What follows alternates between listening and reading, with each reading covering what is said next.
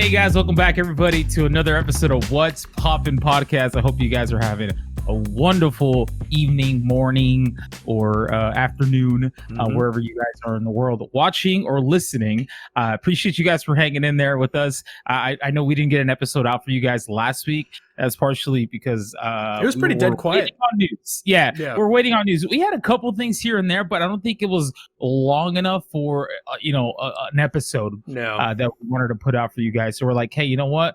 Let's just let the news gather up, especially since DC Fandom was right around the corner. Yeah, and now we have all the news in the world. So hopefully this episode isn't longer than an hour and a half. Who knows? It can go longer.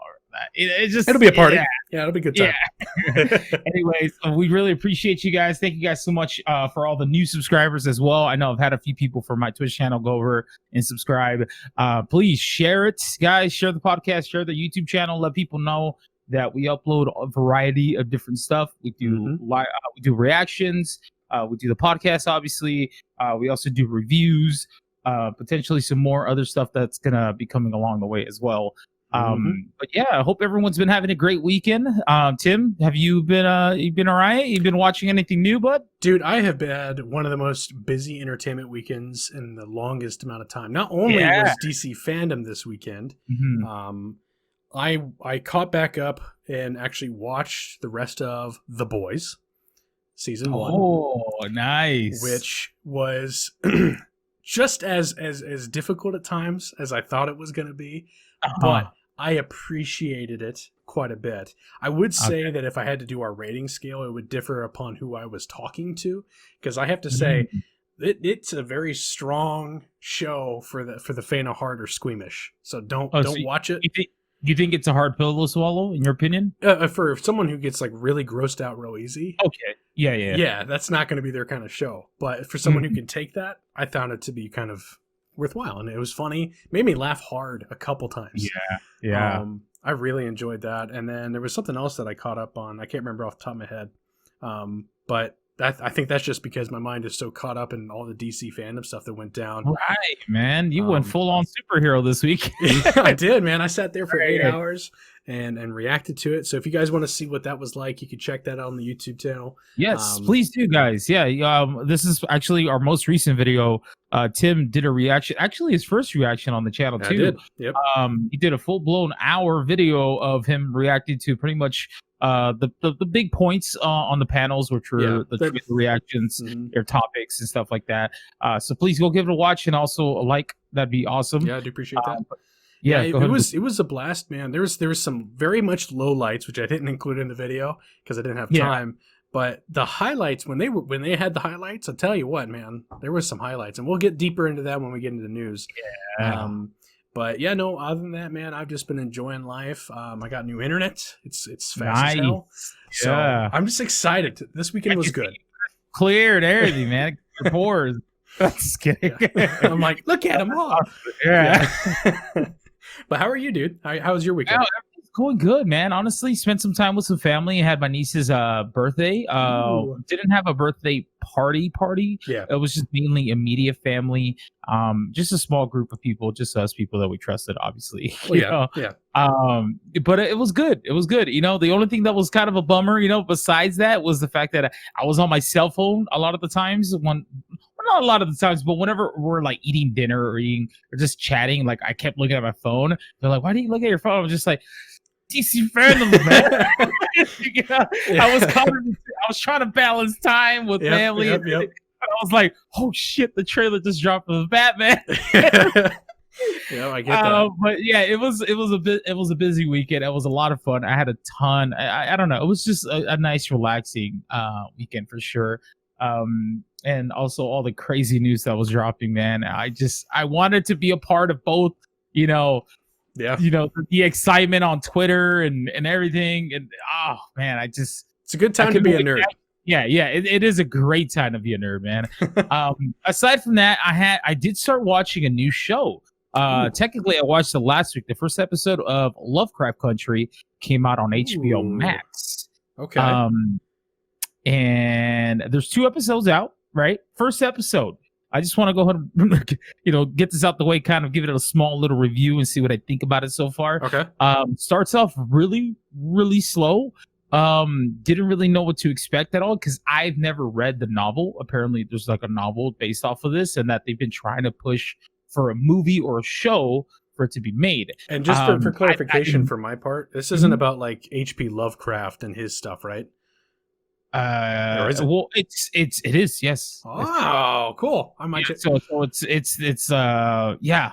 They acknowledge that in, I think, the first episode. They well, not in the actual show, but I think there's like a pre-thing, Okay.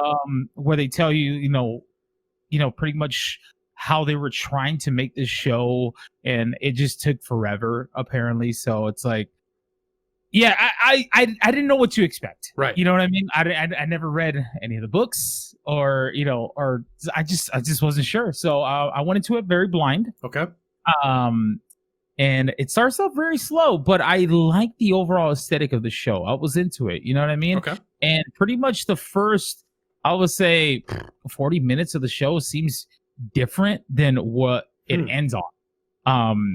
Compared to the last 20 minutes. Maybe to throw you off a little bit? It did. It caught me off guard. The show's, the first episode was roughly an hour long. 40 minutes, first 40 minutes, it's obviously, I think it's taking place in the 50s, if I'm correct. Okay. And so like racial tension's kind of high because it's in those far out countries, country, you know what I mean. So I guess as the episode goes on, I don't want to spoil too much about it because I want you guys to check it out for yourselves. I still think it's worth watching the first episode, and you'll kind of get yourself like prepared of like what kind of show this actually is. Does it get pretty heavy? Yeah, kind of, Okay. but I don't. It's hard to explain. You really have to watch the first episode. All right. I thought it was gonna be like another racial tension type show because that's what it starts off with for the first 40 minutes. So I'm like, interesting. Okay, Yeah. I'm into it. Very slow though, but I'm into it. We'll see where this goes. And then the last 20 minutes of the episode, it just quickly takes a 180 turn. I'm like, what the fuck am I watching now? It's just, whoa. It caught me off guard, but I was into it. So I'm like, okay, all right, this is good. And it ends on a cliffhanger, and we're kind of like, oh shit, now I can't wait for the next episode.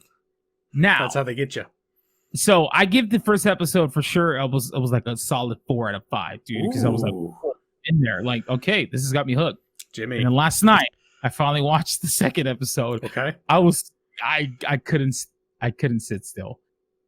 It just I didn't enjoy it as much as I did the first. Oh, it went downhill. Oh no. Yeah, like it just felt like they were trying too hard, or like it was too weird. I was it just got really weird for me. I mean, that's Lovecraft. I was hoping the way they ended the first episode. Yeah. I was hoping like they were gonna go in a specific direction. I'm like, ooh, because they added a little horror elements in there, and I'm like, oh, dude, this is fucking awesome. But in the second one, it starts off very cheery and happy, and I'm just like, what the fuck is going on? And then it goes kind of all over the place, man. Interesting. I don't want to spoil it for you guys, but it's just one of those things where it felt off. It just felt completely like left field for me. I'm like, what the fuck just happened? Like they had a good setup. They had a really good setup. Like, why do you do this? But I'm gonna stay optimistic about it because I really enjoyed the first episode to the point where I'm like, okay, maybe they're gonna go somewhere with this because obviously it caught me off guard and I enjoyed it enough to still sit through it. Yeah. But it wasn't what I was expecting from episode 2 at all. But with that being said, I still think you guys should give the first episode a watch. Let me know what you guys think. It's on HBO Max. It's on HBO Max right now.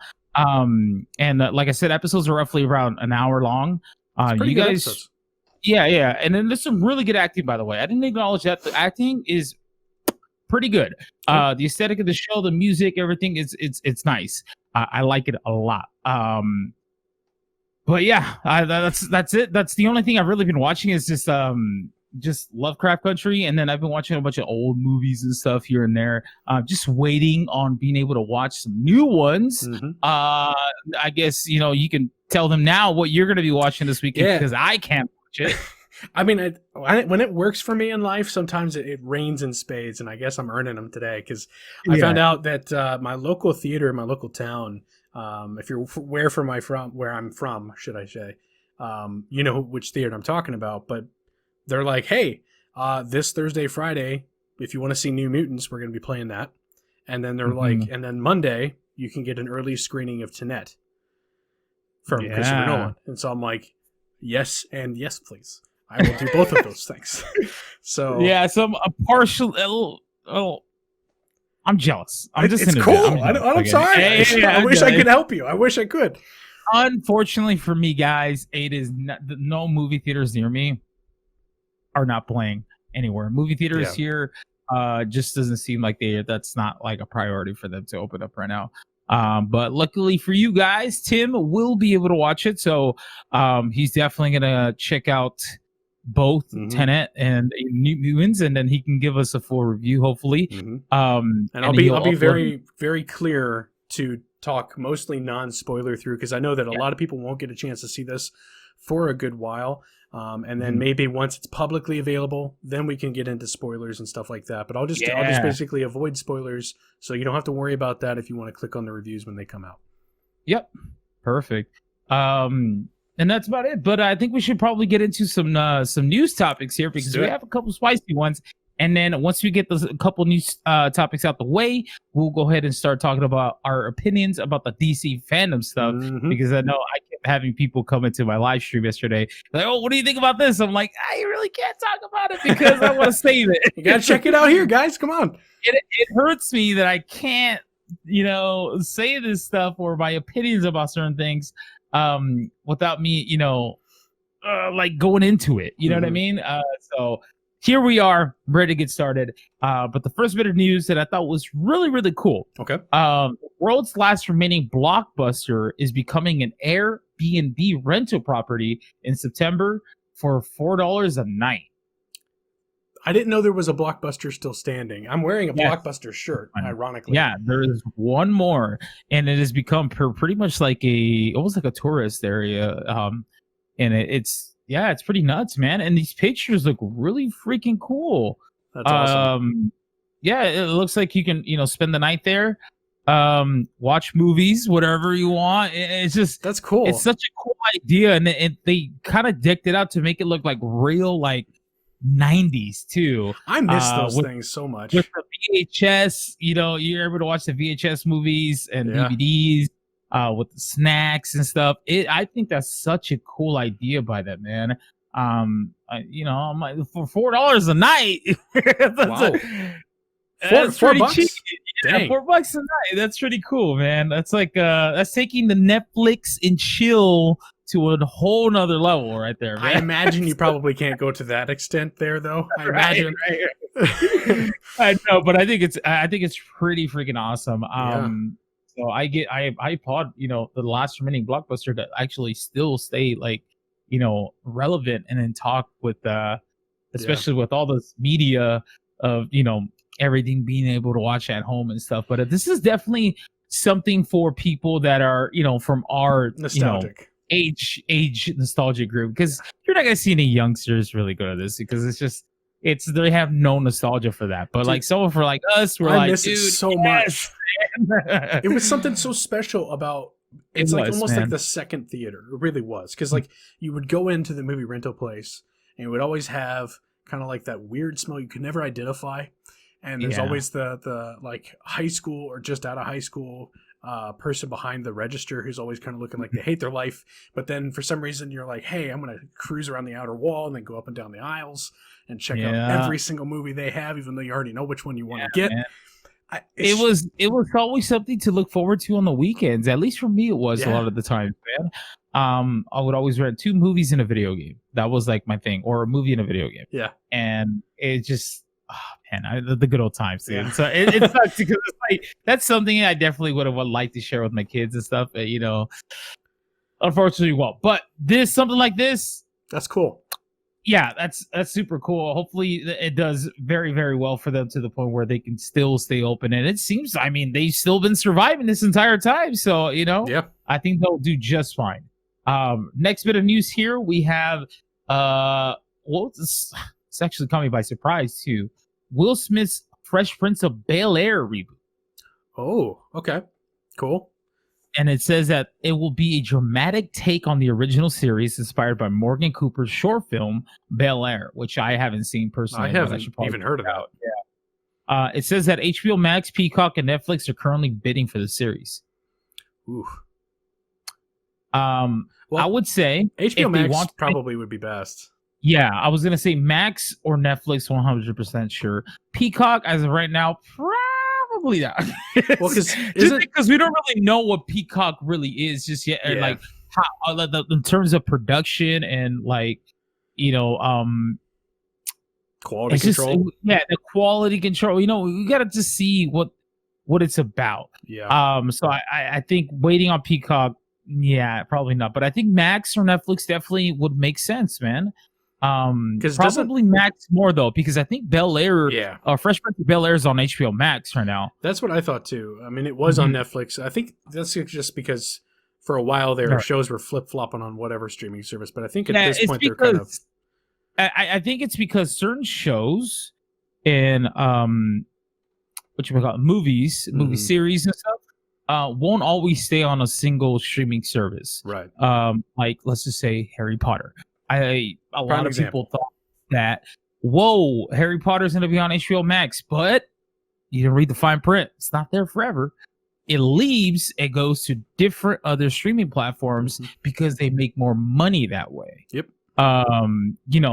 Renting them out pretty much for that month or whatever to Hulu or to Netflix or whatever, right? Because people want to, that's how they pull in subscribers, pretty much. Pretty much. That's how they pulled a lot of people in for Harry Potter and HBO Max. You're like, hey, the entire collection of Harry Potter is going to be on. Yep. But so that's definitely kind of why some shows are like that. But this idea, Fresh Prince of Bel-Air reboot, what do you think, man? Do you think that they should reboot this, or do you think it's? I'm probably not going to be popular for saying this, but I think that honestly, that's a show that was of its time and is really, honestly, a bit of a lightning in the bottle. It's something that was very, very special that they managed to do, and because certain cast members have passed on, namely the guy who played Will's uncle, I believe it was, right? Mm-hmm. He passed on. I don't know. I feel like it could be done, but do I need it, or do I feel overly amped for it? I don't personally. I really, really appreciate Fresh Prince of Bel-Air as it was, but I don't know if I need any more. Right. But if Will, I don't know, because Will's charismatic, and I'm sure that if he was stepping back into that role, it would work. Yeah. I don't know. Do you think he would be the one that would be like the father figure to someone else?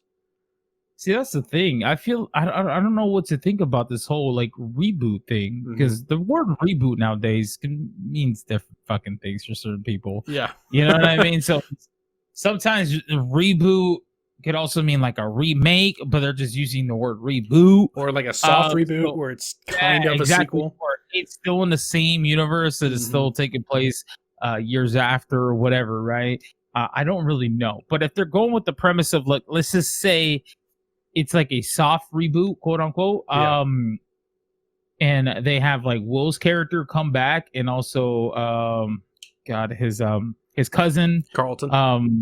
Carlton. If they have Carlton come back, I think that it could definitely do all right. Like, obviously they're probably not going to be the main stars, but having them back as reoccurring characters to like somewhere pass in the there, torch. Like, pretty much pass the torch, then great. They can either be related to the new characters somehow. I don't know if they're cousins, or maybe they're the kids of the sister. You know what I mean? It's just, we don't know what they're going with it. So I'm very iffy on it. I'm iffy about it too, honestly. Like, I don't want to say that no, don't make this, But this was, there could be potential, maybe, you know what I mean? Just like the Saved by the Bell thing, because like, I'm staying optimistic about it. I don't know. I might really, really hate it. So, but I'm gonna wait. I'm gonna wait and see. So I think that's about it in terms of Fresh Prince of Bel-Air. Next up, we have something else that is actually not a reboot, but pretty much a continuation. But it's a live action continuation. So do you remember the show Powerpuff Girls? Yes, actually I do. Okay. Yeah. I remember watching that, but never ever like Die Hard. I just watched it because it was on either before or after a show I was going to watch, and I would catch clips of it. There was a time period, like a time for me, where I was hooked on Cartoon Network shows. I don't know why, just out of nowhere. I think it's probably because WB or Fox wasn't really playing cartoons at that time or something. Yeah. But Powerpuff Girls, Ed, Ed and Eddie, Dexter's Laboratory, Courage the Cowardly Dog, like those were the show. Yeah. I love them all. With that being said, now that we're aware of what Powerpuff Girls is again, well, check this out. Okay. A live action Powerpuff Girls series is in the works at CW. The series will follow them as young adults who resent having lost their childhood to crime fighting, dude. I don't like that last part. I think that's a bad call. I do. I thought this was a joke when I first read this, because I was like, really? It just seems like you're saying, all right, look, we're gonna make a crazy good, right? Batman, right? It's gonna be Batman, except he's so old and senile that he hates everything and he won't do anything to even remotely look like Batman. In fact, he resents ever being Batman. Yeah. There's your show. I'd be like, yeah, I don't want it. Exactly. This is super weird, man. This is like really, really weird that like somebody would pitch this and somebody give them the okay. Yeah, sometimes I worry about the executives out there. I mean, it's in the works, so it's not been confirmed whether if it is being made or not. But it's out there. Yeah. The idea was pitched, so this is really interesting to me. Because this is obviously, I mean, to me, I think a lot of these older shows were some way, shape, or form really dark, right? Just as kids, like we didn't really see it that way. We just thought it was just like a cartoon show, whatever's right. But as you get older, you start to really pinpoint these little shows. You're like, damn, that's actually kind of dark, especially with Courage the Cowardly Dog. That show is a horror. It is. There's a lot of horror elements to it, man. It's very creepy, dude. Yeah. And then same thing with Powerpuff Girls, like it's weird that they're using that little thing where, yes, we kind of thought about it as kids, but we didn't really overly think about it. Now as adults, we're like, damn, that shit was kind of deep and dark. At the fact that, these kids were ripped out of their childhood to crime fight. You know what I mean? But yeah, I don't know, man. Because it just seems so weird to me. Like, if you're gonna you do it in their prime. Like, that's just like the go-to. Like, that's what will make people want to go see it. You don't do Scooby-Doo when he's gonna be put down in the pound. You don't make a movie about that. Yeah. You sit there and you make it whenever he's doing his mysteries. You do it with any of the characters from childhood. You want to put them in their pristine edition and let people see that. It just seems weird to me that you would make that decision. And even if you did it where they're no longer like the Powerpuff Girls, right? But they're now like grown up a bit, but they're still doing that, and you can kind of go in that way. I mean, it would be cheesy, a little bit like the Power Rangers movie. It's very interesting that they're going with this premise as a live action too. Yeah. I don't know. Like, if they wanted to go an animated route, but just have them as adults or whatever and go with that same premise, I don't know if people would have reacted the same way. But it's the fact that they're also doing a live action of this is just like, wait, what the fuck? Like, you know what I mean? So it's like, very weird.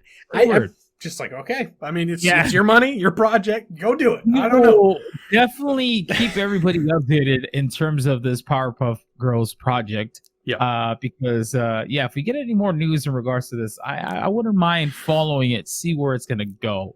Eventually, it'd be kind of funny to see, do like a review of it. Yeah, or the reveal of who are the girls that are gonna be playing them.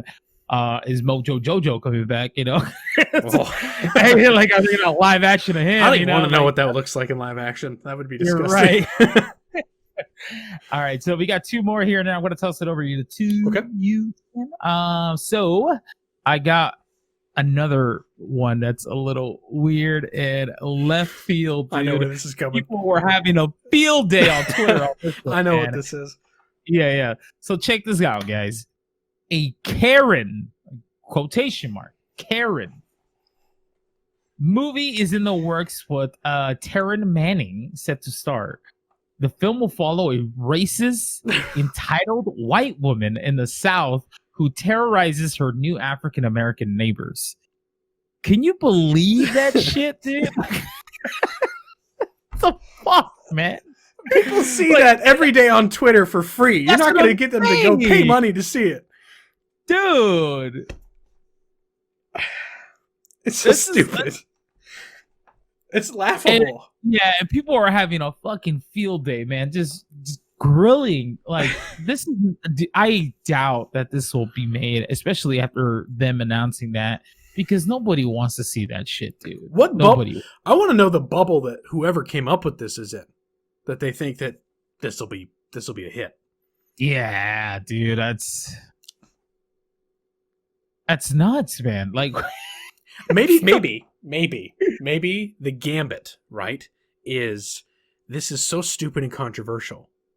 It'll get so many people talking about it and laughing at it that people will have to see what it's about. But I hate to break it to you, whoever did that. I don't think that's going to work. I think if it comes out ever, people are going to be like, I'm not watching that, and moving on to the next thing. Yeah, exactly. I mean, I don't know. I can't speak on behalf of everybody. Maybe I shouldn't say that nobody's going to want to watch this, because maybe there is an audience for this, right? I'm like, maybe a racist audience. I don't know. But it's just, I don't think it should be made. Personally, no, absolutely not. What the fuck? But I mean, dude, whatever. I won't review this movie. I personally, I mean, the only thing I appreciate is the name of the movie. Karen. Appropriate. The best name for that. Right? Karen. Just scenes of her complaining at a restaurant. She comes in many forms. Yeah. It's like a montage movie of all the different horror stories of Karens. Yeah. Right. Many stores. Many homes, many neighborhoods with terror. Anyways, man, I gotta move on for this shit. That's ridiculous. We got an update on the Tetris movie. We talked about it last time with Terror Edgerton. And we didn't really know what it was, actually. If this was going to take place with, like, him controlling Tetris, is this going to be like that one Adam Sandler movie? Well, with the rate, Pixels, like Pixel. I thought it was going to be like a Pixels thing. The right? rate things have been going in news. Honestly, I wouldn't have been surprised if they were like, "Yeah, you're one of the Tetris blocks, and you have to eliminate." Like, so anyway. Right. So we didn't really know what it was, but now we got an update as to what the film is actually going to be about. And it actually doesn't sound that bad, because I'm glad that they decided to go this route.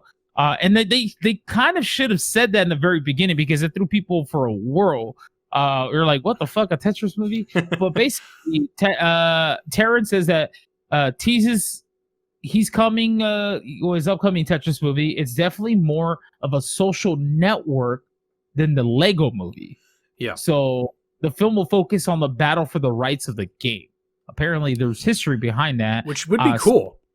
So I think that'd be interesting just to see how this plays out. You know what I mean? I remember whenever people were telling me that The Social Network was a pretty fun movie or a good movie to check out. I actually rewatched it. I think like 2 weeks ago for the first time. I haven't seen it since it first originally came out. Wow. and I enjoyed it then, and then I rewatched it again.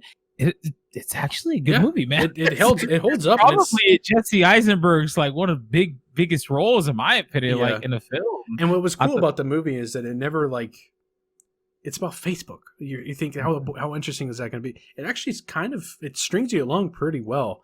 So I think that this saying it's going to be more like The Social Network in that it's following the struggles and the legal battles surrounding such an iconic thing that everyone knows. Like you don't even have to really think hard to think of the Tetris theme song. That's how popular it is. I think that'd be fun. Yeah, right, dude.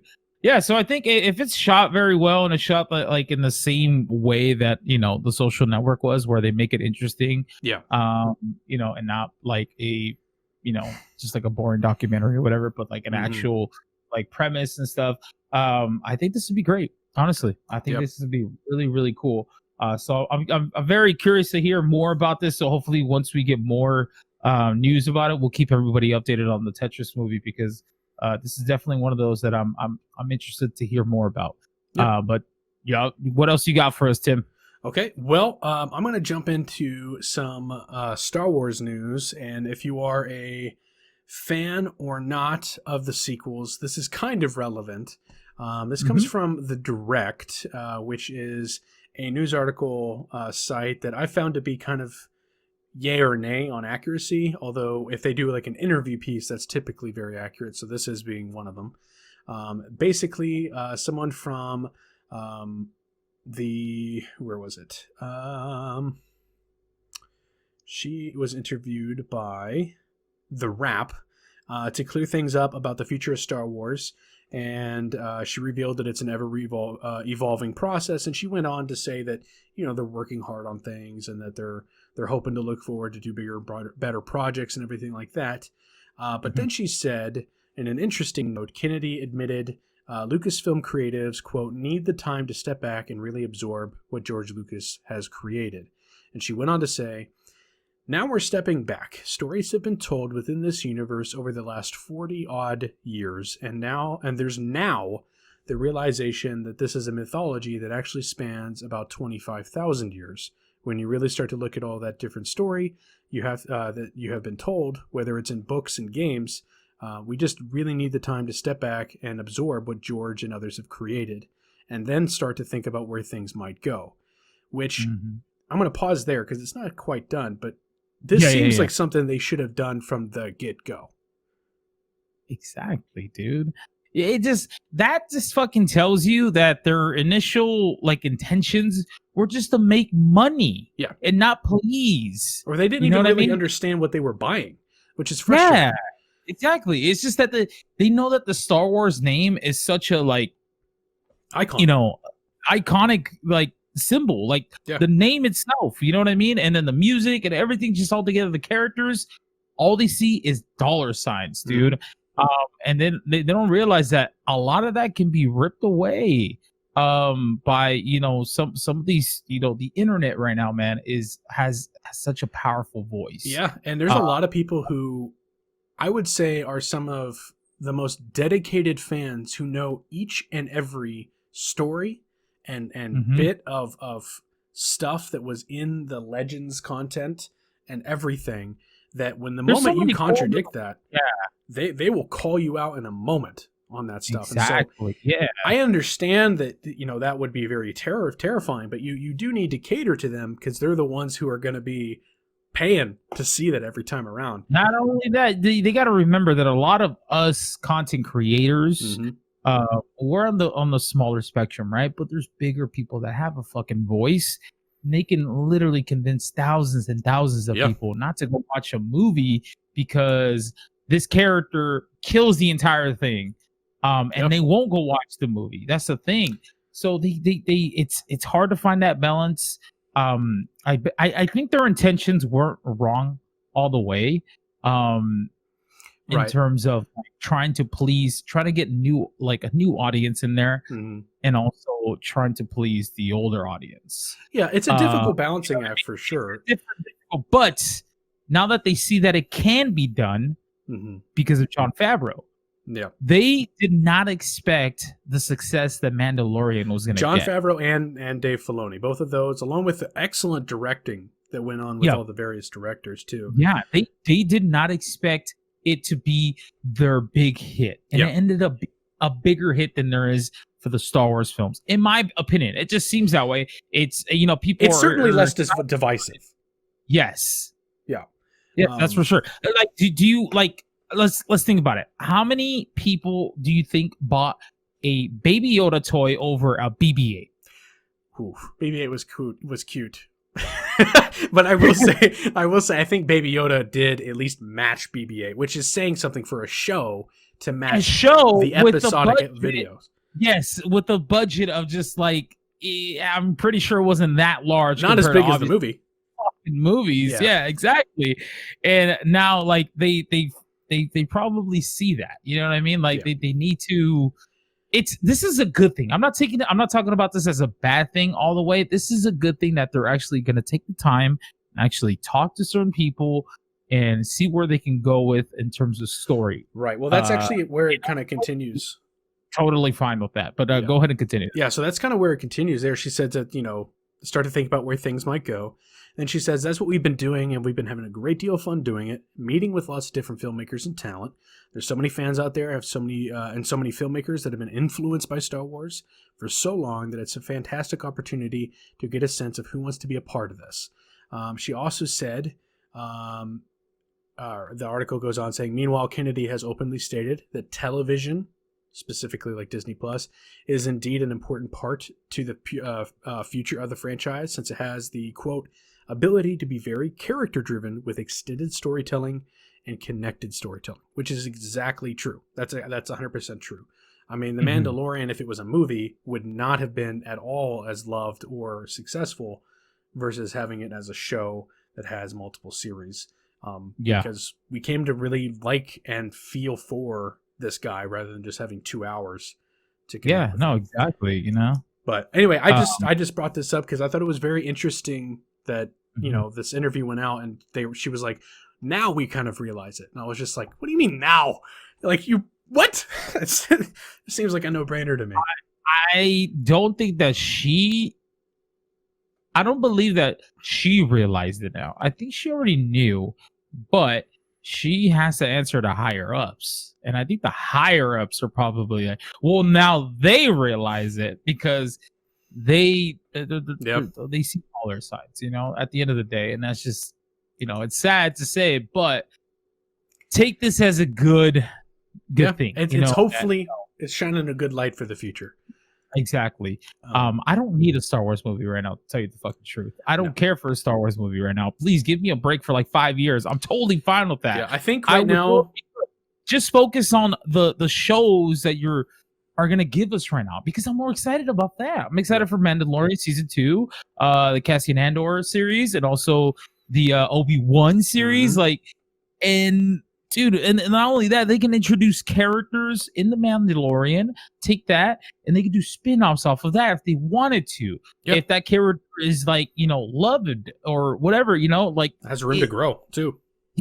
Yes. And then maybe they can base off, maybe they can eventually go into the movies with either some of these characters, or they come up with something, if they want to go over Old Republic that people have been asking for God knows when. You know what I mean? Just fucking give us Old Republic, please. You can easily introduce newcomers and old comers, because that is like almost the very beginning of a lot of things. So if you want to go prequel route, dude, let's go way, way, way back then. Yep. So come on. But yeah, taking this, as a win, personally. It sucks that we had to, get the shit end of the stick on some of these movies. But in the end, I think this is good. Yep, there's more like growing pains, and hopefully they've grown into it. That's what it is. That's what it is. Exactly. So I'm going to go ahead and move on. I could definitely talk more on that, but I'm not going to.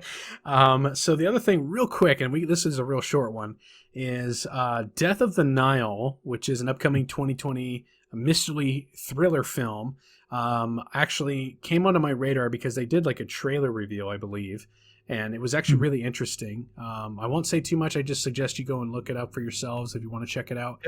But I didn't realize until they said it, is that this is a sequel to Murder on the Orient Express, which for me was a really fun movie. I enjoyed it. There's a lot of like nonsensicalness about it, but if you accept that and enjoy the ride, because that's what it's trying to do, is not trying to be a sophisticated logical movie, it's just trying to be fun. It was a great time, and I think if it's going to have that kind of tone with it, is it like a I mean, I hate to use this as an example because I think a lot of people do, but this is like the most common one to ask about. Is it similar to Clue, like the movie Clue? Sure, it's like Clue on a train. Yeah, a mystery, who murdered who type of thing. Yeah, you're trying to figure out who the actual murderer is. Okay. Yeah, I never got a chance to watch that one, but I've heard decent things about it. And this one that you mentioned, Death of the Nile, no idea. I just looked it up right now too. That it takes place on a boat this time. Yeah, it's fun. I don't know. It's something that you're like, all right, I'm gonna turn my brain off for 2 hours and try and figure this out with a detective. It's fun. It's a good time. Right. I what's funny too is that there's actual places here, and I don't know if they're out anywhere else, but here in LA, there's places where you can actually do that. Oh, like the what are those called? Where you have dinner and then it's like an actual like.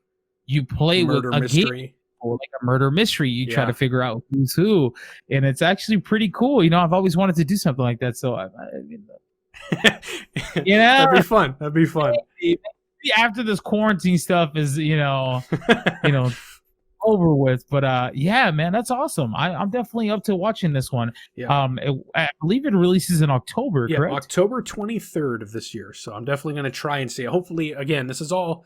Knock on wood, theaters are open. But I mean, my local theater seems to be open, so it'll probably be around my place. But hopefully, everyone else can see it too. Yeah, Gal Gadot is actually starred in the movie too.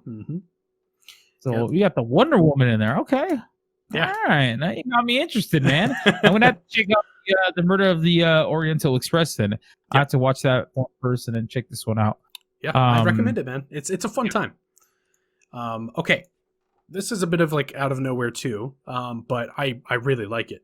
It's that Olivia Wilde, who I've appreciated her acting on occasion, is set to direct a Spider-Woman movie for Sony. That's, for me, I don't know what she's like as a director, but I like the character of Spider-Woman, so I'm kind of down for this, personally. What do you think? Opposite. I'm kind of opposite. Really? It's just because like, I think I've been pretty like, direct with you in terms of like side projects. Oh yeah, without them from Sony used in the Spider-Verse yet. You know what I mean? Like, I don't think we need a Morbius film without him having been introduced in the Spider-Man. You know what I mean? Like, it's just. These spin-offs, man, they're just a little weird for me right now. So I don't know. I really don't know. I personally kind of don't want it, but at the same time, prove me wrong. You know what I mean? Because I thought the Spider-Verse, when I first saw the original trailer to Into the Spider-Verse, I was one of those people, I'm like, dude, this looks kind of weird and a little out there. Like, what the fuck? Like, it just seemed a little too much for me. The trailer seemed too much for me when it originally came out. But that ended up being like probably it could be arguably the best Spider-Man movie. It's a 5. I think it's a 5. It can arguably be told as the best Spider-Man movie ever. Some people might, disagree with that, whatever, right? Some older person like my age. It's 100% in the argument, at least. Tobey Maguire, always the best. But Spider-Verse is up there easily top 3. Easy. Yeah, for sure. So this situation here with Spider-Woman, don't really know. I'll stay optimistic about it. I'll say that. Yeah. Same thing with Morbius. Yeah. And Venom. Hopefully, they do great, man. Yeah. I see. The thing is like Sony has effed it up a few times in a row, and I don't know why I keep wanting to root for him. It's just, I don't know. I like the characters and I like the stories, so I'm really hoping they get them. But if the pass is anything to go by, there's a 60-40 chance that they're going to F it up. But I'm hoping for the 40, man. I'm really trying. I'm trying to be optimistic. I think this could have a chance, but we'll just have to wait and see for that one. No, I hear you. I see where you're coming from. It's just that I just know, man, if Venom doesn't do great, and if Morbius doesn't do great, yeah, it's not going to go well. You know what I mean? Yeah. You understand? Yeah. It's just I don't like it's tough, man. Mm-hmm. It's tough. It's tough because it's Sony. Sony doesn't have a really good track record. Yeah. Right now. Right now. They like to dip their hands in the kitchen a little too much. Yeah, just right now. I don't want to say it can't be done because obviously Marvel has done it multiple times. Mm-hmm. We didn't think that Guardians of the Galaxy were gonna, be that great. Ended up being probably one of the best Marvel movies, and I love that one. Yep. There's other little characters here and there that we didn't think that they were gonna be that great. It ended up being great, mm-hmm. So we just never know with this. So I'm rooting for them. Don't make it seem like I'm not rooting for them or I'm expecting them to fail or anything like that. But it's just there's I have to be a little realistic here, and there's a chance, right? There's a chance that they could flop because I personally didn't like the Venom movie. You were one, I think, enjoyed it, right? A little bit. You were entertained. I liked it, and I also didn't like it. I felt it was a little bit one and done. Like, it's not a movie you want to go and immediately jump back into, and that's. I've only seen it once. Yeah. So it's it's a fine movie on its own, but it's not a one that you're like, dude, that Venom movie. Yeah. Right, so. Right. I get what you're coming from. I don't know. Again, I'm just trying to be an optimist. I'm just hoping my good luck streak keeps going. Yeah. That's what I'm hoping for. That one did come out of left field. That one caught me off guard. I will say that. I was, whoa, okay. Mm-hmm. So now we're going to kind of dip our toes a little bit into some of the DC fandom stuff here. But I'm going to talk about something that is definitely catching both my attention and yours, which is that... this is, stuff got announced before DC fandom. Yes. It was like a few days before. Yeah. And so we saw this. I believe this was like on the 20th, which is a couple days or a day before the actual thing, which was that Michael Keaton and Ben Affleck will both appear as Batman in the Flash movie, directed by Andy Muschietti, who did It Chapters 1 and 2 most recently. And his wife, Barbara, who's like a main producer of the whole thing, explains that Ben Affleck is returning to the Flash, and for this reason. Right now, he's in a place where he can actually enjoy being Batman. He doesn't have to carry the entire movie. It's a pivotal role, but at the same time, it's a fun part, which I think is overall a good thing for the movie The Flash not to be centered around Batman. I think that's a good idea. Kind of like they find a nice little balance there with, like, Homecoming and it was Homecoming with Iron Man. Where Tony came in. Yeah, absolutely. And then it goes on to say, like, Ben Affleck, he got the script for The Flash at the end of last week. This was on the 20th, and agreed this week to rejoin the project. Quote, he's a very substantial part of the emotional impact of the movie, is what Andy Muschietti said in regards to that. And then I'll cap this off real quick to get your thoughts by saying Andy Muschietti explained why he's pivotal, saying it's Barry's story, but the characters are more related than we think. They both lost their mothers to murder, and that's one of the most emotional vessels of the movie, which is 100% true. I mean, it goes through a lot of heroes, but Batman's primary motivation, as everyone knows, is that his parents are gone, and one of Flash's primary motivations is that his mom's gone. It actually does work really, really well. So what do you think about both Michael Keaton and Ben Affleck being a part of this? Oh man, I was jumping for joy when I heard that Michael got announced. First of all, Michael Keaton got announced first.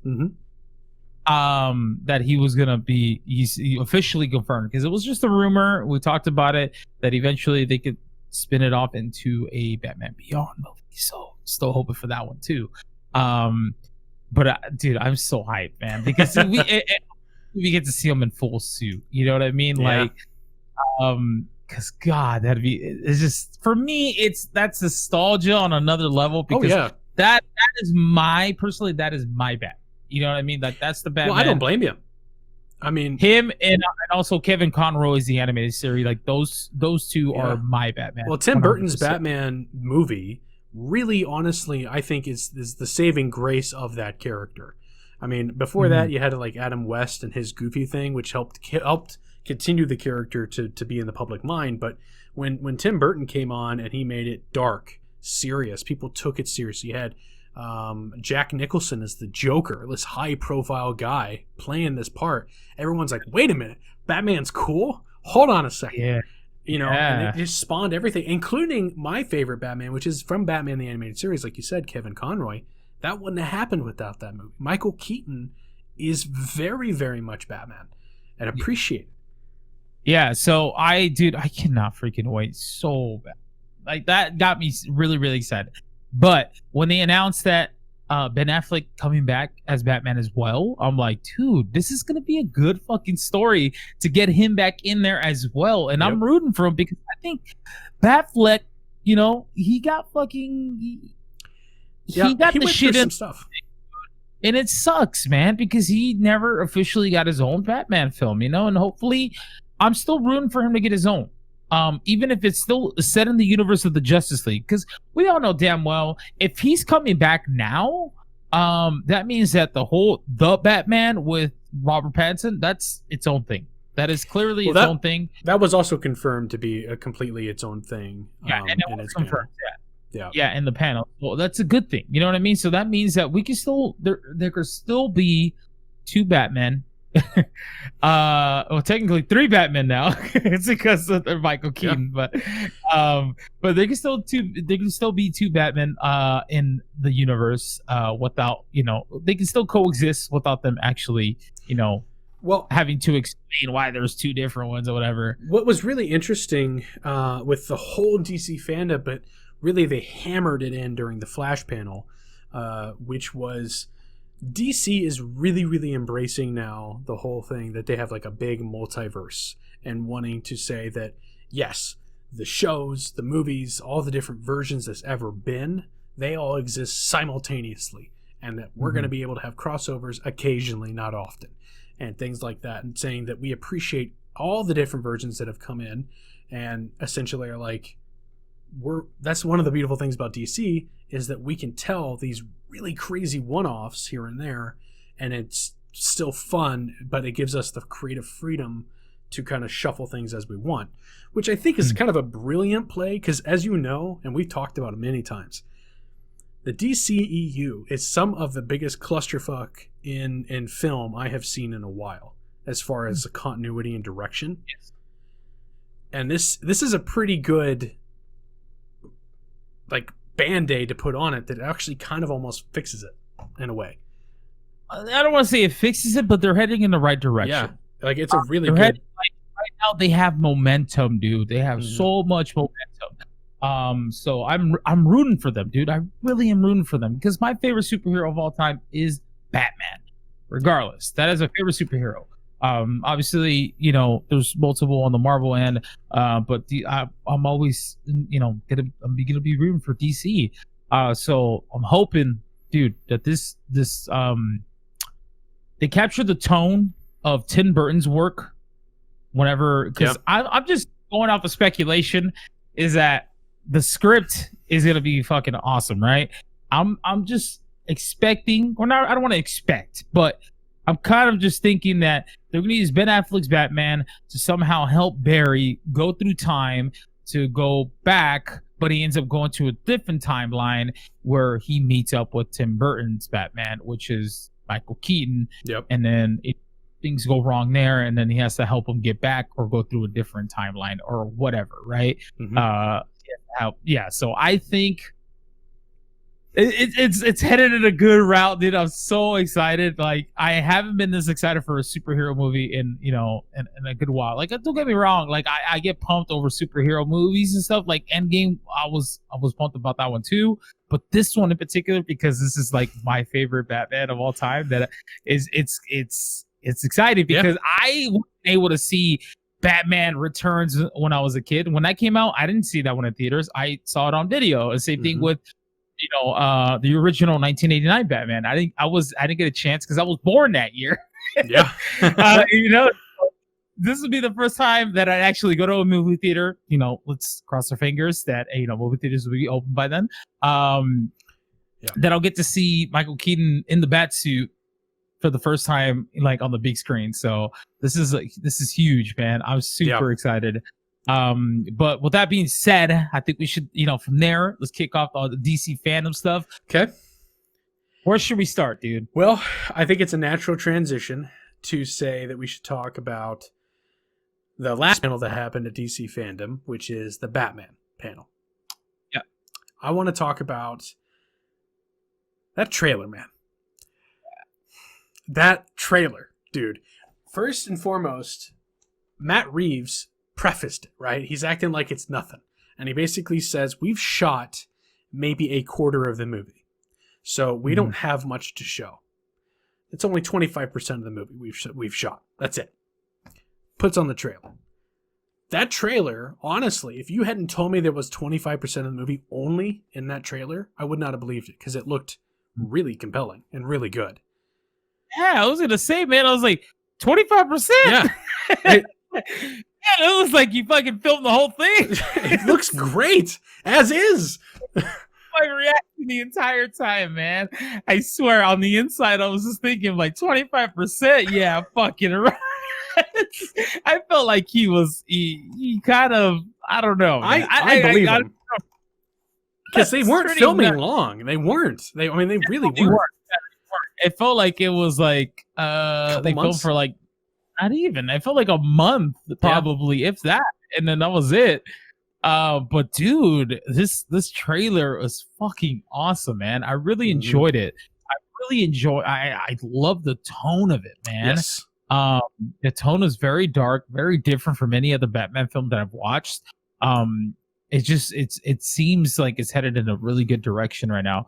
I also want to talk about the controversies behind it because I want to get your opinions. I am completely unaware of any controversies, so this will be new. Not controversies, but just little nitpicks from the the Bat fans. They don't think that Robert Pattinson looks the part. Get out of here. Saying that he looks too emo. Get out of here. That his look, like they should cut his hair and just certain things like that. Get out of here. No. Okay, here's something that always bothered me, okay? And I don't know if I'm the only one. When a Batman who is clearly wearing eyeliner behind the mask takes off the mask and it's clean, no, that's not how that works. You would see the eyeliner from the mask still on there, which is what that is. He's not an emo at a rave party. That's what that is. I think he absolutely looked the part. I mean, he's young. This is 2 years into him being Batman. He's still figuring it out. He's still very young. He's obviously able to do some physicality, which we'll talk about. I think that's ludicrous to me. No, I don't. Yeah, and that kind of goes back to Michael Keaton's Batman. When he got announced to play as Batman, people were kind of shitting on him too. Like, Michael Keaton as Batman, the people were just kind of talking about it. There's history behind that too, where Tim Burton talks about it. Like, when he wanted to cast Michael Keaton as Batman, that a lot of people just weren't with it. And look how that turned out. He's one of the icons now. And so the same thing. You just have to stay optimistic about certain, people. Like, I don't know. I think he looks fine, man. I like this interpretation of him. It is different to me. Like, it looks different than any other Batman I've seen. It reminded me a lot of almost the Arkham Batman. Yeah. Well, I don't want to go as far as that, but I want to say that because he didn't look like he was wearing a muscle suit. Okay, so you're referring to him as like in the bat suit, right? Yeah, where he looks more athletically built and ninja-ly built than some guy who's gonna like wrestle you in the dirt. Right. No, okay, no, I get you on that point. I was mainly more talking about him as Bruce Wayne, I guess. The look of him as Bruce Wayne. I think a lot of people's complaint is that he doesn't look like he would be like a Bruce Wayne, I guess, Yeah. but I think it's completely fine. Like I dig the look. I dig like that they're going with something completely different. And also the tone that he's going for is supposed to be more, I guess, semi like realistic. You know what I mean? Like, of course, like it's not realistic that a guy in a bat suit is gonna be, right? At the end of the day, it's not gonna be. But the fact that he's trying at least to go with that tone, I think that the overall tone of the film kind of fits the character's look. It seems very dark and kind of, depressing. You know what I mean? Which kind of go into like some of the people's looks in the film. Like Jeffrey Wright as James Gordon. I thought he looks fucking perfect, dude. Dude, like I love how he looked. Dude, for him, you know what I mean? Another one was Paul Dano, I think it's Dano. He's playing Edward Nigma, or I think in this one it's called Edward Nashton, aka the Riddler. Okay. So that should be that look. He looks. It's not very Riddler, like classic Riddler at all. Obviously, it's not. The writing and the note that he leaves Batman in the trailer is very Riddler. Yeah. The look, who knows? That can be probably just the very beginning of him. Maybe he goes into a different, Riddler look or whatever. But I like it because it looks very serial killer-ish, man. Yeah. Especially in the beginning of the trailer, how you hear the tape. Like, dude, what the fuck? Exactly. It looked very intense. We can go into Zoe Kravitz's look as Selena Kyle's Catwoman. Yeah, that one I didn't like as much, but I thought as far as like the design with the ear thing, I thought that was a little too subtle. Obviously she just had the ski mask with the cutoff or whatever. Yeah. Who knows? Like some of these looks might get changed. You know what I mean? True. Maybe as characters develop, maybe they go into like a full different suit, or the same thing with the Batman. Again, maybe by the end. Maybe by the end of the movie, he has a different suit already, or maybe it's a little, different looking. So yeah, but the one that got people talking because they had no idea that was him in the trailer, Colin Farrell as the Penguin. It's great. That dude, because when I saw the trailer, I was like, "Is that the Penguin?" I'm like, "Yeah," and then I hear him talking again when he's in the car. He's like, "This guy's crazy." I was like, oh, "That's fucking Colin Farrell." Yeah. Like, whoa. It's the hook nose for me. The hook nose. Yeah, like it's because the shots are kind of quick. You know what I mean? Like you can kind of see somebody's face. I'm like, oh, that could be the Penguin, right? And but it's his voice that I immediately knew that was Colin Farrell. I'm like, oh my god, dude, they did such an amazing job in terms of like the prosthetics, dude. Yeah. Because the pictures that we saw, the original look of the Penguin was completely different. He had like slick back hair or whatever. Yeah. And I think apparently people said that that they didn't agree on his look, that they were doing test shots to see how that would look. They didn't like it, so they completely changed it, and now the look better. It looks so good, man. Yes, it does. Like it gives me the Arkham series vibes. Like that one for sure did. And then obviously Robert Pattinson as the Batman, and I'm sure there's way more other characters that we haven't got a chance to see yet, like Alfred, Andy Serkis' Alfred. We get to hear his voice. Yeah, that little taste of his voice. I like that he isn't doing like a gruff or like a weird Gollum thing. He's sounding very sincere, and just he just sounded comforting, which you want from an Alfred. That's Alfred to a T. Yeah, Alfred's pretty much like his only other father figure in his life. So hopefully we get to see that dynamic between the two of them. You know what I mean? Where he's around there and always has his back. But dude, overall the trailer was amazing. I love the music. I love the tone of everything. Those Kurt Cobain lyrics. Yeah. Yeah. No, what really kicked the trailer off for me, right? I'm sitting there watching it. And I'm like, all right, I'm digging it. I'm kind of in the zone. And then Robert Pattinson gets asked who he is, and he just beats the hell out of that guy. And it's all in one take, not a choppy thing, not too much crazy flips. He's just pummeling that man, and I was like, I like this. This is a good movie. Yeah, the sounds are very good. So when you hear him just beating his ass, you hear every punch, man. Yeah. And it even cuts to the other like goons that he's looking at. They're like, oh shit. The goons are like, you still hear it in the background. Like, oh. Yep. Yeah. There's a whole bunch of speculation going on, like whose goons are those? I'm gonna say that's probably Penguins. Some people are saying the Joker or whatever. I don't think they're doing Joker in this movie. No, I don't think so. And if he does, dude, that'd be like a total like caught off guard thing because I think it's too soon. I hope that he just focuses on characters that haven't really been used that much or do different interpretations of them, because we just got a Joker movie. I think we should take a break from Joker. If they want to do that, they do it like on a third film or something. But like right now, just focus on certain characters that could be used better, because like the Mad Hatter would be a good one, and I think that's one of the characters that got confirmed for this too, that totally hasn't even been introduced in there yet. So yeah, we'll have to just wait and see, man. Yeah. Like, well, during the panel, Matt Reeves talked very, very briefly. Well, it seemed brief because I was enjoying it. Essentially saying that while, yes, Batman's starting out, so too are the criminals of Gotham. Like, they're all pretty much in their fledgling stages. They're not quite fully who they are quite yet, because the Batman isn't fully quite who he is yet. So there's definitely room to grow. If you have gripes with these characters, hold them down, because it's not like they're in their prime yet. They're beginning to stand up. But man, that's the thing. I think that's the thing that people are like missing too, is the fact that, dude, this is year 2 of Batman. Like, even the cops don't even like him yet. The only person that trusts him is James Gordon. But everybody, like, in the beginning shot, you see him walking down the hallway. Clearly, that's the Batman that's walking, but the perspective with his that we're looking boots. Through. Yeah. Yes. And you see the cops looking at him like, fuck, what is this guy? He's a freak. Like, you know what I mean?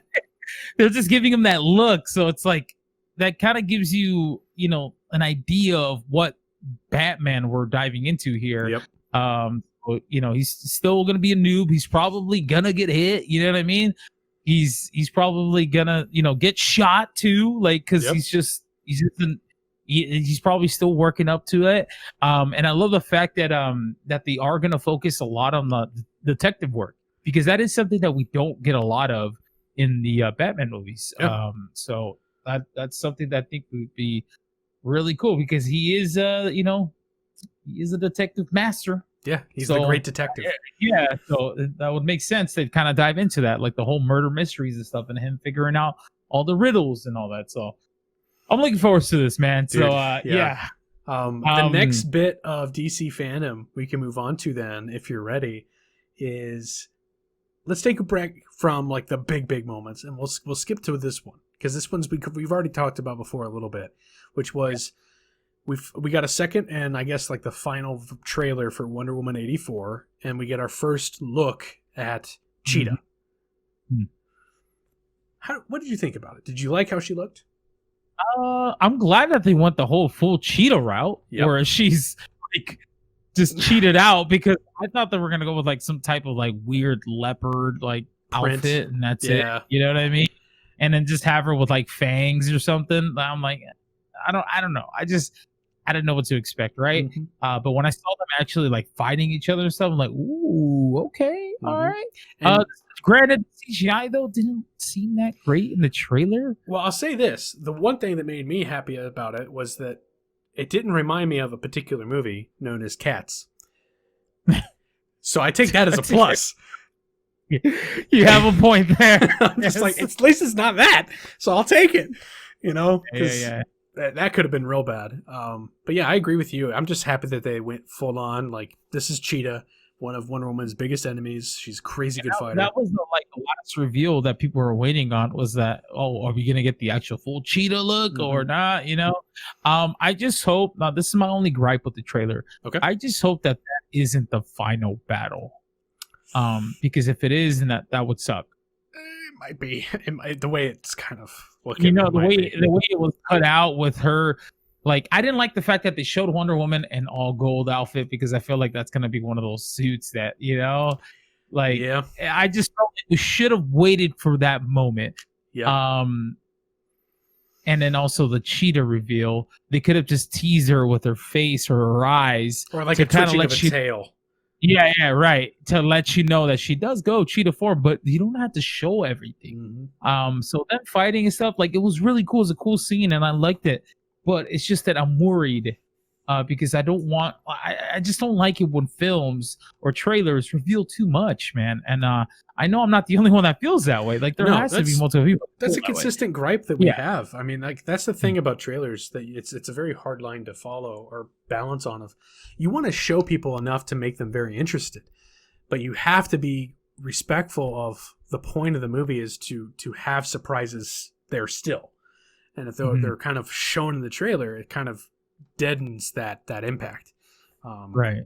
So I agree with you on that. I don't know. I'm just happy they went full fledged with that, and I think that was. Yeah, no, that 100%. I agree with you on that. Like, I'm glad that they committed to it.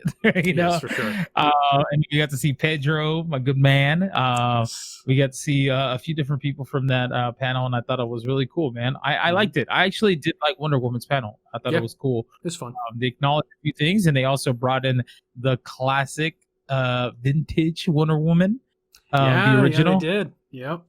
Yeah, I thought that was really cool of them to do.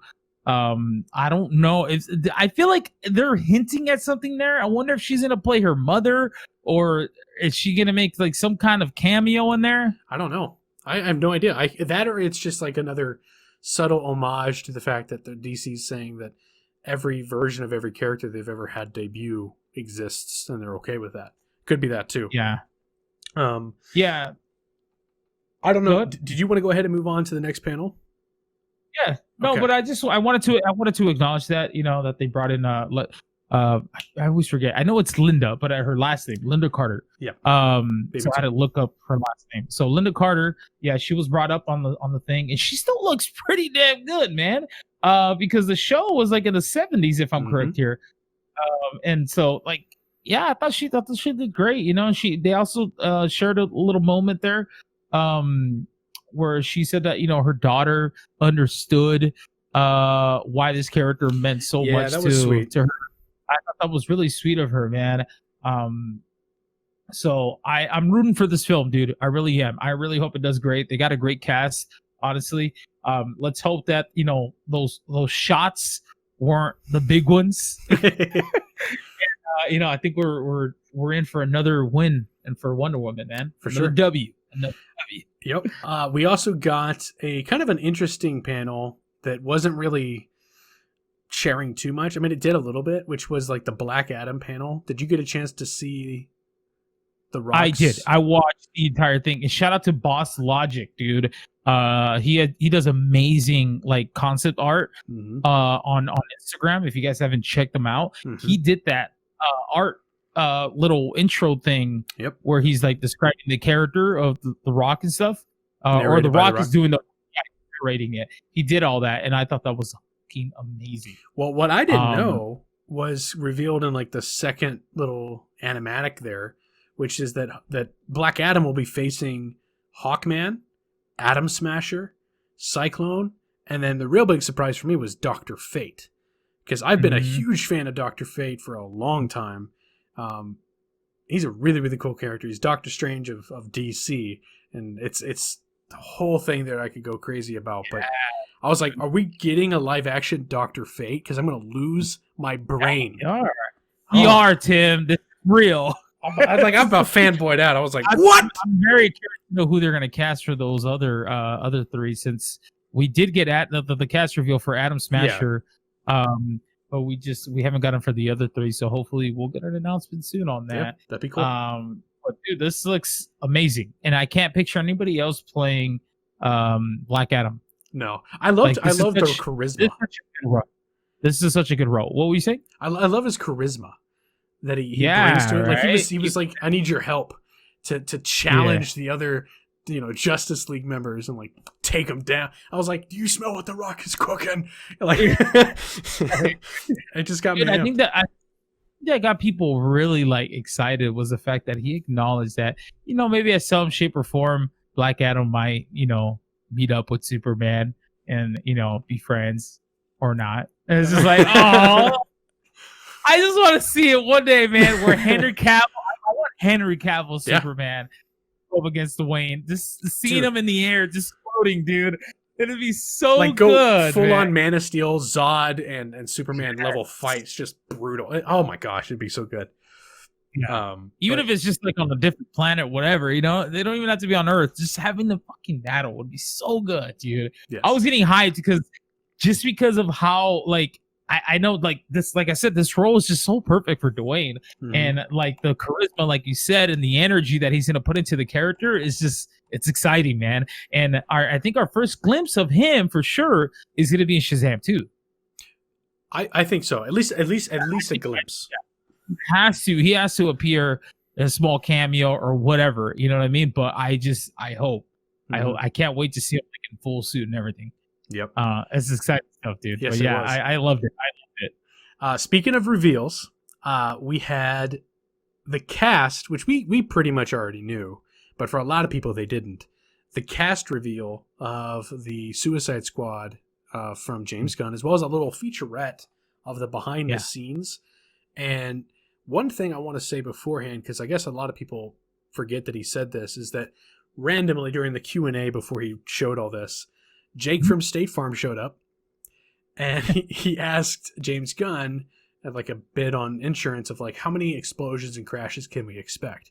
And I don't know if James Gunn was joking, but he says it's as many explosions as you ever seen in a film ever, because he's confident that the guy he's working with, who's worked on a majority of the Marvel movies, the MCU movies, has more explosions than all of those, which seems outlandishly big claim. So I assume he's joking. But if he's not, Jesus Christ. Like, that's going to be so many. Crazy, right? Like, that'd be so crazy. But no, we got a huge, crazy list of cast, which I can't even really go through here right now. But I wasn't surprised by any of those, like because we've been talking about this, and I've been talking about how I'm excited for James Gunn's interpretation of the Suicide Squad and the route that he's gonna go with it, and it is so good, dude. It's everything that I expected, man. Yeah. And the Margot Robbie too, like finally seeing her Harley Quinn being directed by James Gunn is going to really decide whether if I really like her or not, because I do. There's some points in her previous films that she was in that I'm like, there's certain things that I like about her voice, certain shots or certain fight scenes that I'm just like, ooh, she has it. And then there's others where I'm just like, yeah, and then there's others where I'm just like, I don't know. Like, I like question myself too much. But I feel like this is the film that's gonna this should really, give me an idea if I really like her as Harley Quinn or not, because I think him directing her, he has a good idea of the character and everything. He even acknowledges that, where she, the history of Harley Quinn and all that, and what the character is and everything. So I think he's gonna do it, man. And all the other cast members, I think they're fucking perfect, man. John Cena's character, Polka Dot Man kills me. Like, just the way he looks, I finally see how he's gonna look, and it's the funniest looking thing, and also I think it's gonna be one of the coolest looking things. I was blown away by that. And this is gonna be a rated R film. Yep. Because he said that it's gonna get bloody, and it's one of the characters. Who was it? Oh God, I can't remember. But they mentioned that do not get attached because people are gonna die. So I'm assuming multiple characters are gonna die. Captain Boomerang is back. Jai Courtney. Dude, cannot wait. The overall tone of it, just from little shots that they showed here and there, it looks like a lot of fun. Yeah, man. Looks like a wild ride. It was just behind the scenes stuff, and I'm just so pumped, dude. Even like I said, John Cena's character looks fucking phenomenal, and the way he described it, dude, a douchey version of Captain America, like on a DC panel, like bringing up a Marvel character. I thought it was a little funny too to say that. So we'll have to wait. Yeah, I love that, and seeing all the reactions too. Part of was the fun too of everyone's like, "What, John Cena?" Like going crazy about it, and I had actually forgotten that he was in the movie, so I also was like, "What?" One of those characters I was surprised about because I knew who was already casted and stuff, so I was already pumped. Yeah. But to finally see him like in suits and stuff, because I had seen like behind the scenes like pictures here and there, leaked pictures, but nothing like that. You know what I mean? Mm-hmm. So that was cool. That was cool to see everybody. And it seemed like everyone's having a lot of fun, and James Gunn really he emphasized on the fact that this is probably the most fun he's ever had on a set too. Yeah. Period. And it's like, oh, that's good, man, because that's good energy. You know what I mean? Everybody was having a good time doing it. And they know how ridiculous it is too. Oh yeah, and also a thing that I found interesting that James Gunn really was emphasizing and was that this is a continuation from the comic books. So there's going to be like the Rat Catcher, but this is the Rat Catcher 2. So it's either his daughter or whatever, but he's not doing something from scratch. He's still using existing characters that were still around in the comic books and just applying it to film. And I think that's such a smart way of doing it, man. And still without being disrespectful and still paying homage to the legacy and the history of some of these characters and the story of what the Suicide Squad is. So I think this is awesome, dude. I cannot wait. Yeah, it just made me all that much more happy to want to see it. I can't wait for the first official trailer, man. That's what I'm looking forward to now, man. And when that drops, I know for a fact Jimmy's going to do a reaction to that. Or I might do it too. But then we're going to do the next two panels in one before we get to the big one that we're all wanted to talk about, which is there were two game panels, which we could talk briefly on because I know that as someone who streams a lot and plays a lot of them video games, I'm sure you have a few thoughts to share about those. Yeah, so the first one was Arkham Knights, right? If I'm correct? Yep. Or Gotham Knights. Gotham Knights. Mm-hmm. Gotham Knights. Gotham Knights, I thought was it's an interesting one. Mm-hmm. I don't want to get too excited about it. I still don't really. This was pre-alpha footage.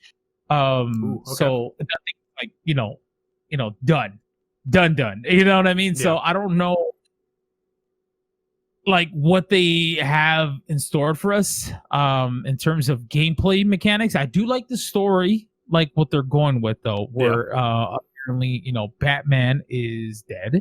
We don't know for sure if he's dead or not. We just a video call, whatever. Mm-hmm. Maybe somebody send out the signal and he's not actually dead. Maybe he's captured or something, Mm-hmm. So we have to wait on that.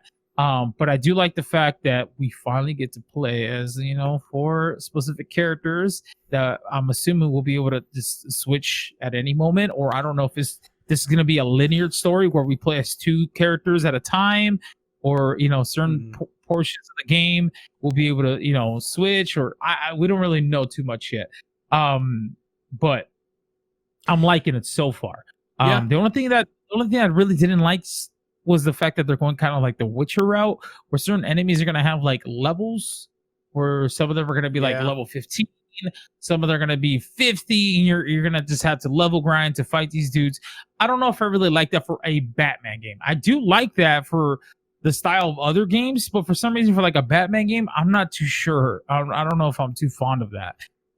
But who knows? Maybe I could like it. Maybe it warms out to me. Maybe it does fit the overall tone of the game and what it is.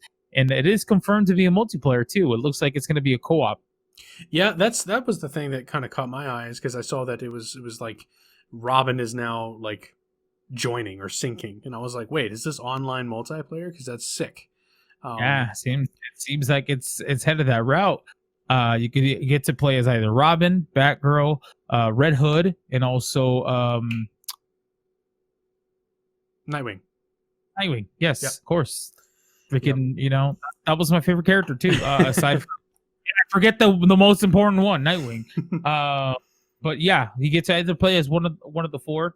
I think it's really cool. I don't know if it's only going to be 2 players at a time, or can you have all 4 characters in there? Right.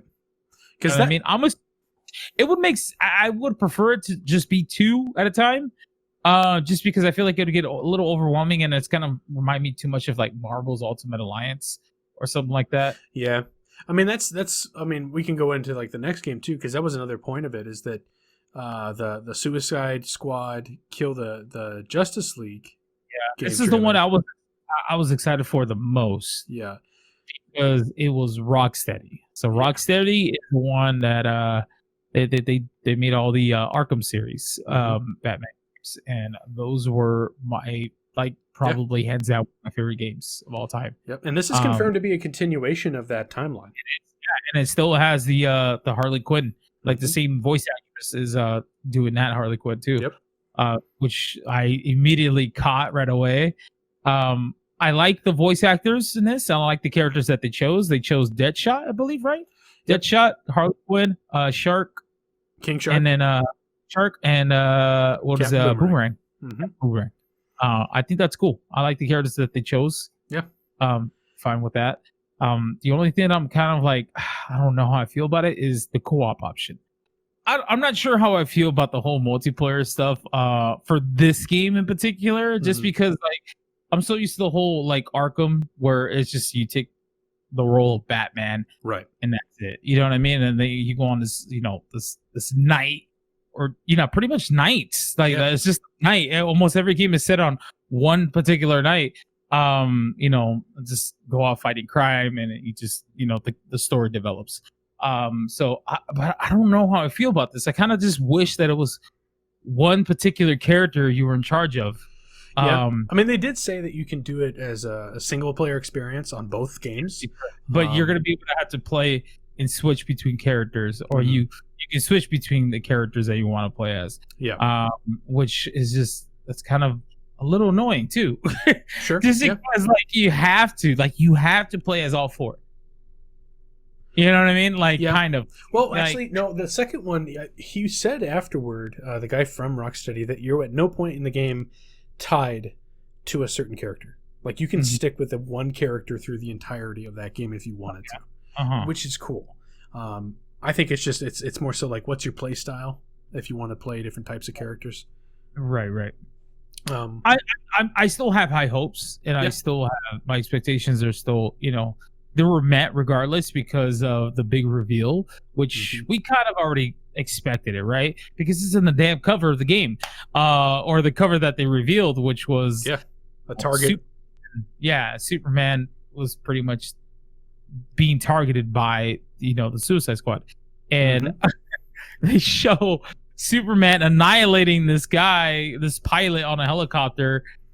And they're like, oh, did you figure out who we're killing? Who's our number one target? And then it's just the Superman up there just chilling. That's like, well, shit. I did notice that he is being taken over by Brainiac, right? Yeah, that big purple-eyed skull thing in the background is very obviously Brainiac, which is cool because it's I don't know. It's always really cool to see that skull thing. Too, is that a lot of people's speculations, a lot of people were hoping that we were going to get a Superman game. Like I wanted a Superman game too, just because we haven't had a good one, and ever a good one besides Superman 64, Jimmy. I mean, that's a classic. Should I kick this guy off right now? Hey, I will admit it's not as good as the ET game. All right. But yeah, we just haven't had a good one, okay? And I wanted them. If anybody was going to make a good superhero game, it was going to be Rocksteady. Yeah, and because they got the fucking Batman games to a T, and they can do a Superman game, and they even got Superman's look right and everything, and it was almost like an FU from them. You're like, no, you don't get to play Superman. No, you have to kill Superman. Yeah. Well, not kill, but you're gonna have to try and kill him, which who knows what the whole story's gonna go. But the big disappointment for me was that the fact that I had to wait till 2022. Oh, I didn't realize it was that far. 2022. Yeesh. But hey, who knows? They could need that. It could be a really, really great game. We don't know. Time will tell. I think the game is going to be great. I honestly do believe that the game's going to be good. It's Rocksteady we're talking about, man. It's just, I hope so. I hope. Yeah. But yeah, so I think we can probably touch on the last bit of news here. Yeah, so the final bit of news was the Snyder panel. Everyone was looking forward to it because we're going to get our first official look at what is the Snyder Cut. What does it look like? I mean, he's for what feels like months now been dropping little tidbits like bacon bits on the internet saying, "Ooh, I can't wait till you see this. Look at that. Look at this." Talking about that thing we talked about last episode of the podcast of a little shot of what Steppenwolf looks like, right? In this panel, we get the full trailer for it. And I have to say, not the tone I was expecting right out the gate. I didn't expect the tone to be that way either. And this is the thing too, is that it seemed like kind of like a quick cut trailer. It seemed like more just showcasing all the scenes that weren't really in the movie at all. Yep. So I don't really know what to expect though. I'm staying optimistic though, because I did like some of these scenes that I would like to, maybe get a little bit more context behind them. Like, but I'm digging it. I really am. Yeah. So hopefully. I tell you what, man, when I saw from the moment of the opening shot, I didn't realize until like it was done that we got a first time looking at Darkseid, which I don't know how I feel about his design, but I think it'll work. It'll probably grow on me because that was just one shot. It wasn't even a full shot. It was just like a fragment of a shot. Which I think he looked intimidating for sure in that. But one of the major things I noticed was in each and every instance that we saw where he's showcasing how his movie is different, he's doing it, and I like the things that are different more than what they were. Almost, actually 100% of the way through. I was like, I like that. Well, I really like that. Like all the way through. Even like the sight of seeing Flash save someone in the trailer. I was like, yes, I want to see. Yeah. I want to see all that stuff. The black suit on Superman looked great. Superman, dude, yes. Then we also saw that one shot of like a weird hologram Superman-esque figure. Some people a long time ago speculated that was Supergirl. Yeah. Who knows about that? But I do know that we're supposed to be getting Martian Manhunter, which we didn't see in the trailer at all. And I heard teases of Green Lantern too. Yeah. So there's so much more because he told us right before this dropped, or it may have been right after, that the way this is going to come out on HBO Max next year is going to be 4 1-hour parts. That once all of them are out, then he'll put it in a way so you can watch it all as a 4-hour movie if that's the way you want to take it in. And it's going to be on HBO Max. And then for the people who don't have HBO Max across the world, he tried to reassure people in saying that he's going to figure out a way to make it available to you guys too, which is cool. And yeah, that's really cool of him to even acknowledge that too, to let people know that. Hey, so that way they wouldn't worry and stuff. It's good, man. I loved it. Like I'm saying, like the only thing that was, it's too early to tell whether this is going to be amazing or not. It's just because it just felt like it was just scenes cut up that were deleted scenes, and the scenes that he's working on, with CGI. Steppenwolf's does look a little different too. I would say a lot different, actually. I mean, he looked. It's the same kind of silhouette-ish, but it's so different that I'm like, that looks nothing like what we had gotten. And the tone so far seems like it's taking itself more serious. There's a lot less humor. Yeah. It seems like it's taking itself way more serious than it was the original cut. That the theatrical cut was like way too goofy at times. Oh yeah. My man. But and also, if you notice, there's no funky lip because none of that is reshoot stuff. I hope none of it is gonna be reshooted stuff. Nope. I hope none of that mustache is nowhere to be seen, man. No, that CGI'd mustache. But I really hope that it does good. I'm rooting for Zack Snyder. I hope it does amazing, man. Yeah. I hope he actually. This is great news that he actually gets to put his vision out there. You know what I mean? Yes. They're giving him a chance. They're giving a chance to actually put his original vision of what he wanted originally. And if it does amazing and it gets the response that maybe the studio wants, then more stuff down the road. More stuff down the road. Let's just let's stay optimistic about that. But yes, I agree with you on everything in terms of this trailer. I think it was great. So good GG's for him, right? Yes. Good job. And GG for DC too. I mean, like, that's pretty much the last big panel we can talk about, people. But big GG to DC. I mean, they ran away with the news. Yeah. I thought they did a fantastic job. And I also didn't have any like site crashes or anything like that. I don't know if you had any trouble with it. I was watching it from my phone. I went on the website from my phone. Video loaded up pretty quickly and everything. So the stream was totally fine on my end. I don't know how it was for you guys. Let us know as well if you guys had any trouble. But for as far as I know, I think they did a pretty good job of like scheduling goes. They did awesome. And there's a couple other things when you get to talk about the Sandman panel too. I thought that was really too. But yeah, I think overall, just as the whole DC fandom thing, I enjoyed it. They killed it. They pretty much brought Comic-Con to us, which I didn't believe they could, but they did. Yeah, and so hats off to them. They killed it. Let us know what you guys thought about the whole DC fandom stuff, and not only that, but also some of these news topics that we brought up to you guys, like the Powerpuff thing, or the Karen one. Yes, especially the Karen one. I want to get opinions. Yeah, exactly. Hope you guys enjoyed this episode of What's Poppin', guys. Thank you guys so freaking much for all the love and the support you guys have been showing us. Please continue to share the YouTube channel and also the Spotify on social medias. Let your uncles, moms, friends, everybody know this is what's poppin'. So please spread the love. Let people know that we're here and we're trying to upload as much content as possible for you guys in the upcoming months that we have here. So soon, Tim already announced that he's gonna have 2 reviews, which will be Tenet and New Mutants. Yes. Eventually, we're gonna have a review out for Peninsula 2, which is a sequel to Train to Busan, which I've been actually really excited to watch that movie too. Because I love the first film. So we'll hopefully get those out to you guys soon. And also we'll have those uploaded on Spotify, the audio form as well. So if you guys can do us one last favor and please hit a like on this video, share it. Also hit that notification bell if you haven't had a chance yet, and subscribe to the YouTube channel. And we'll catch you guys on the next episode of What's Poppin' Podcast. I'm Jimmy. And I'm Tim. I'll see you guys soon.